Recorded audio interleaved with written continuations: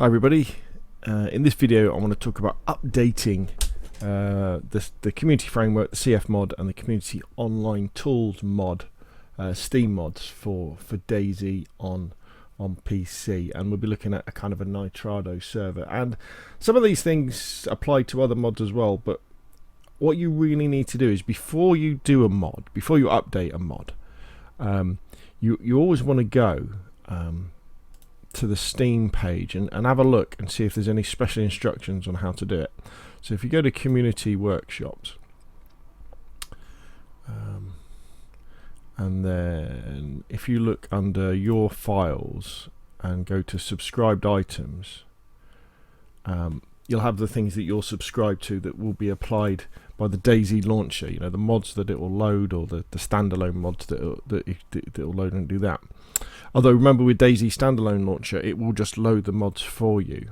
And what will normally happen is you'll load into DayZ, and you'll get like a PB error. It will say something like PB included is not included in something or other, and it will kick you out. And basically what it's saying is, look, there's been an update to this mod. You've updated your local version of DayZ, or if you're playing through GeForce Now or a streaming service, the version of DayZ that's on that remote computer, but the version of the mod that's on the DayZ remote server, like the Nitrado server, hasn't been updated yet and needs updating. So you go to Steam, and say in this case it was the community online tools. Just go into the workshop page for this, and normally there'll be something underneath the change notes, and it'll tell you what they've done, and you can see if there's any specific instructions about how to update this particular change. And then if you go into the discussions, often you'll find something pinned that will tell you how to do it. Now, community offline tools and community framework are two that are particularly easy to update. So what happens is that the DayZ launcher on your local PC, or DayZ on the remote and GeForce Now, it will download the mods, and if there's an update to the mod, it will download the latest mod to your local computer.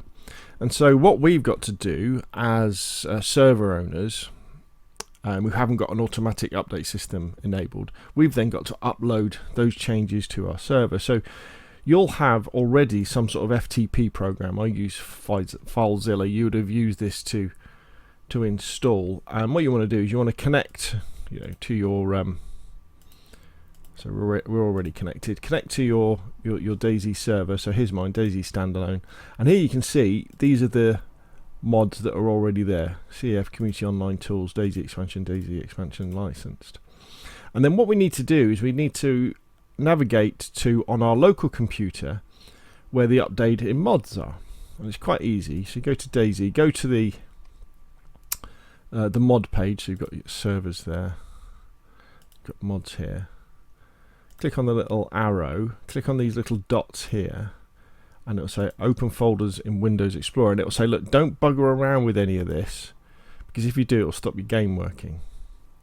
Then all you do, up here in the address bar, just click in there, and that will then give you the address. Copy that, go back to your FTP program, and then you can paste that in there, and that will then take you to the local folder that has the files. Now, in the case of CF, Community Framework and Community Online Tools, all you really need to do to update those normally is go to your dashboard for your server and stop it first. So just stop the server. Obviously, if you've got a Discord, tell your players you're stopping the server. Well, they probably won't be able to get on it anyway because it hasn't been updated. So just stop it. And then with FileZilla, you right click and you click upload. And click on DayZ standalone first. So make sure it goes to like this part of the server, and click on that. Right click, upload, and it might come up with a warning, say you're overwriting files, and just say yeah, overwrite those files, and go on for it. Now, once it's done its business, what you then need to do is just go back to your Nitrado server and restart the server. And then that should be fine. However, there could be a couple of things that go wrong. If it doesn't work, one of the things you may want to do is, before you upload the new files, Community Online Tools, for example, delete the old directory completely from the server, so that all the files are gone. and then copy it over, and that might solve something. The other thing to look at as well is go to your general settings on your server and make sure that the name of the mod is live, so Community Online Tools, for example. This is a classic mistake that would make, because the instructions that used to be on, for as far as I remember, used to be on the Steam Workshop site for Community Online Tools. I'm pretty sure they told you to change the name of the folder. They said take the hyphens out to prevent any problems. So that's an issue that I've come across, where I've reinstalled it, I've changed the name, and then when I've gone to update it, I've forgotten that the names are different. That's why I've got Community Online Tools without hyphens and Community Online Tools with hyphens. As far as I'm aware, it doesn't create any problems anymore. So make sure you have Community Online Tools with hyphens, and then in your settings, make sure that the additional mod thing that turns them on is the same as it is there.